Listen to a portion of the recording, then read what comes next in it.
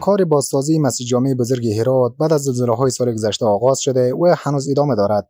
زلزله‌های بی‌سابقه در هرات کمی از توان این عبادتگاه کاسته است.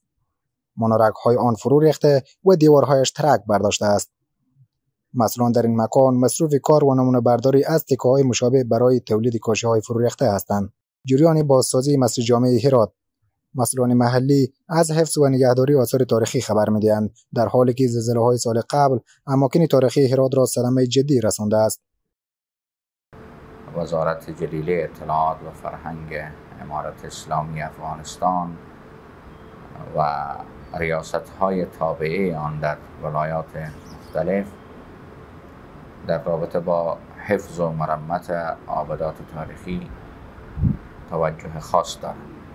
این در حالی است که روند پخت و تراشکاری کاشی‌های مسجد توسط استادان مسلکی و با تجربه صورت می‌گیرد.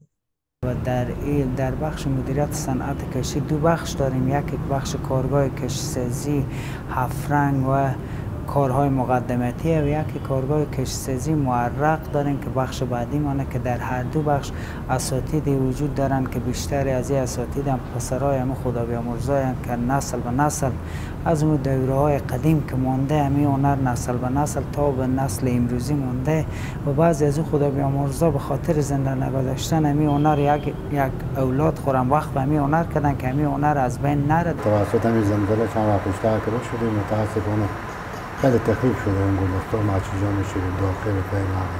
تمام کارا کشیگری معرق که هست این مسجد جامع شده و 80% کشی معرق داره که توسط علیم تیشه و کلنچه به دست کار میشه.